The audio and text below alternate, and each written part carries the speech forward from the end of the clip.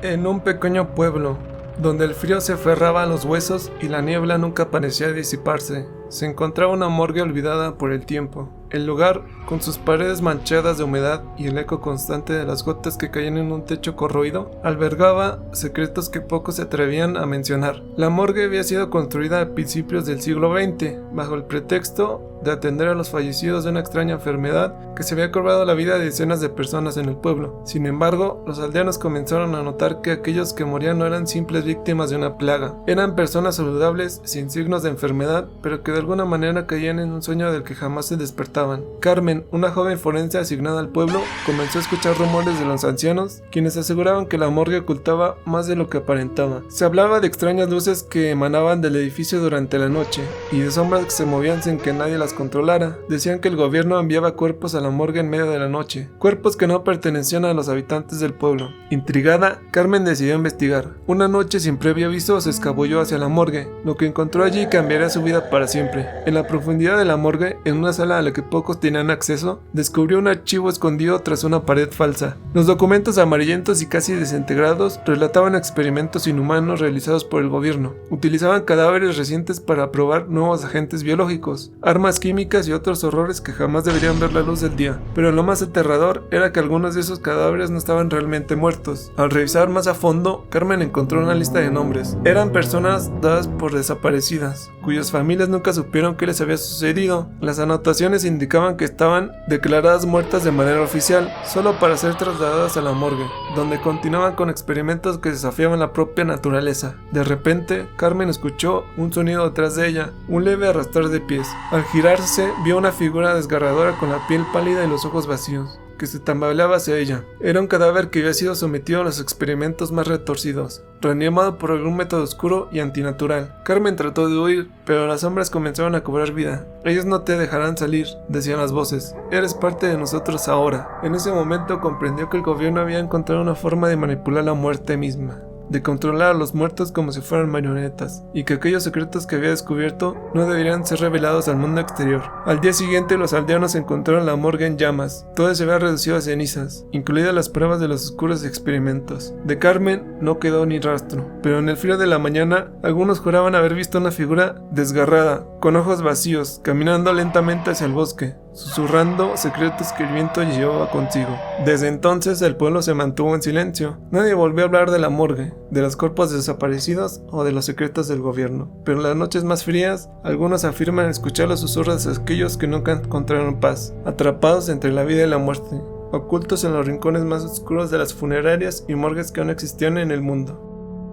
En el corazón de Puebla, donde las calles empedradas se entrelazan con la historia de leyendas de la ciudad, se encontraba una morgue oculta, una que no figuraba en ningún mapa oficial, situada en un callejón estrecho, rodeado por altos muros y un portón de hierro oxidado. La morgue había sido utilizada durante décadas, aunque pocos conocían su verdadera función. Miguel y Alejandro, dos jóvenes periodistas de investigación, habían escuchado rumores sobre extrañas apariciones en los alrededores de la ciudad. Los cuerpos de personas aparentemente sanas estaban siendo encontrados en condiciones extrañas, y muchos llevados a esta misteriosa morgue, donde se decía que el gobierno realizaba autopsias secretas. Decididos a descubrir la verdad, Miguel y Alejandro comenzaron a seguir las pistas que los llevaron a la morgue. En la noche más oscura del año, cuando la luna apenas iluminaba las calles de Puebla, los dos amigos se acercaron al lugar, armados con armas y grabadoras. El silencio era sepulcral, roto solo por el eco de sus pasos. Lograron colarse por una ventana rota en la parte trasera del edificio. La morgue estaba sumida en una oscuridad impenetrable,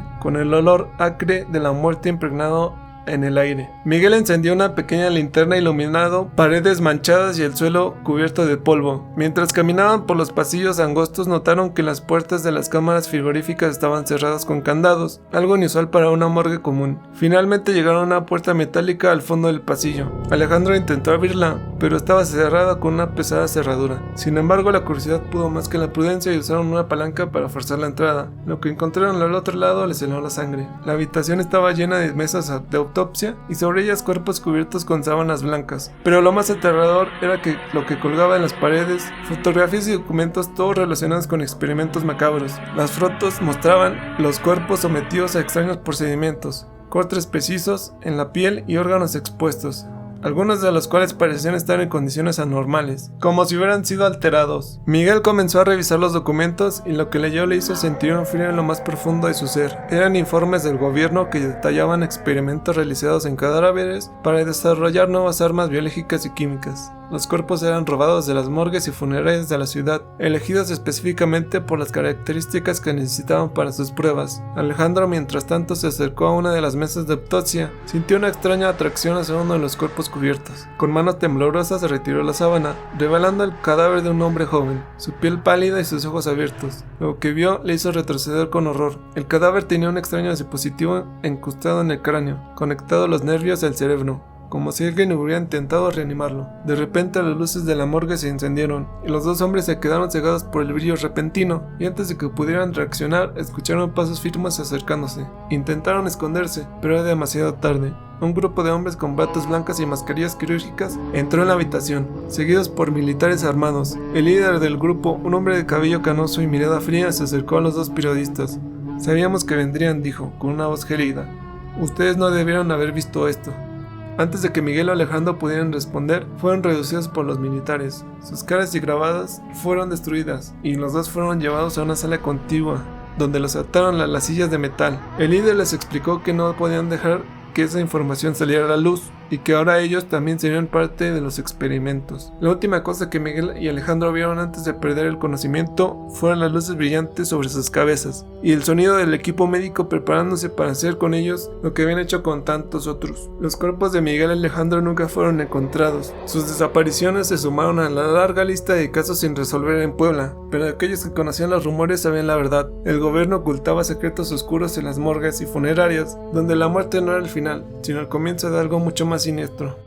En la silenciosa oscuridad de la madrugada, las luces parpadeantes de un café al borde de la carretera, la única señal de vida de un pequeño pueblo olvidado. Manuel, un periodista independiente conocido por su tenacidad, estaba en una mesa, revisando notas con las manos temblorosas, convencido de que algo oscuro estaba sucediendo en las morgues y funerarias del gobierno. A su lado, Beatriz, una mujer de aspecto sereno, pero con una mirada penetrante, sorbía su café con calma. Habían trabajado juntos durante las últimas semanas, después de que ella se ofreciera como fuente anónima, revelando que tenía información privilegiada sobre los secretos del gobierno. Lo que Manuel no sabía era que Beatriz no era solo una informante, sino un agente del gobierno, encubierta, con órdenes de mantener todo lo que Manuel descubriera bajo control. «Te lo dije, Manuel», dijo Beatriz en un tono suave pero firme. «El gobierno ha estado ocultando algo más que simples cuerpos, pero lo que vamos a encontrar esta noche es más peligroso de lo que imaginas». Manuel asintió, con la mente fija en los documentos que había recopilado: autopsias alteradas, informes que no cuadraban y nombres de personas desaparecidas cuya familia no habían recibido respuestas. Estaba decidido a descubrir la verdad, sin saber que su compañera tenía otros planes. Subieron al auto y se dirigieron a la funeraria principal del pueblo, un edificio antiguo y lúgubre que había sido testigo de más de un siglo de muertes. Según las pistas de Beatriz, este era el epicentro de las operaciones clandestinas del gobierno. La fachada del edificio parecía inofensiva, pero al adentrarse en sus entrañas, las atmósferas cambiaron por completo. El aire dentro de la funeraria era pesado y fétido, impregnado con un olor metálico que hacía que la piel se erizara. Manuel, con una linterna en la mano, guió a Beatriz por los pasillos oscuros. Siguiendo las indicaciones que ella le había dado, bajaron por unas escaleras ocultas detrás de una puerta sin marcar, hasta llegar a un sótano que parecía estar fuera del lugar, como si hubiera sido construido mucho después del edificio original. El sótano era un laboratorio improvisado con mesas metálicas cubiertas de herramientas quirúrgicas, frascos de productos químicos y computadoras que emitían una luz fría y azulada. Pero lo que captó la atención de Manuel fue una serie de cámaras frigoríficas alineadas a lo largo de la pared, cada una con una etiqueta con códigos y números en lugar de nombres. «¿Qué es todo esto?», murmuró Manuel mientras se acercaba a una de las cámaras. Manuel abrió una de las cámaras y retrocedió horrorizado. Dentro, en lugar de un cadáver normal, yacía un cuerpo cubierto de cicatrices quirúrgicas, con tubos y cables incrustados en su piel. El cuerpo parecía estar en un estado de preservación extraño, como si no estuviera muerto pero tampoco vivo.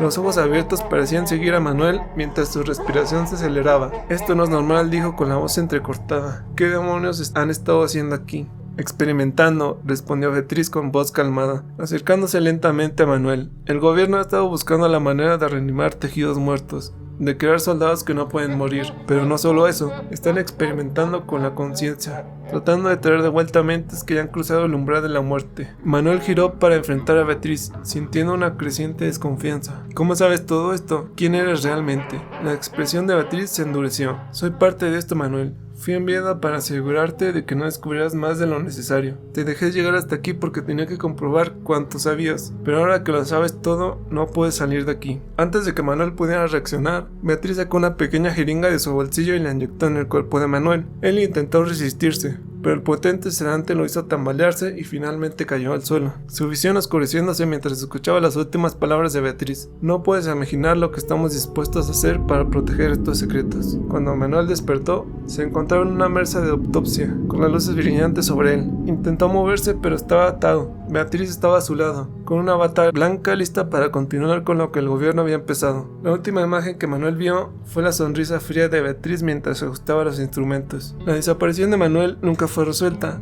El caso fue cerrado con todos los documentos e investigaciones clasificadas y selladas, y en la profundidad de la funeraria, bajo el ojo vigilante de Beatriz y el gobierno, los experimentos continuaron, utilizando a aquellos que intentaron descubrir la verdad como sujetos de pruebas, atrapados en un ciclo de muerte y reanimación del que nunca escaparían.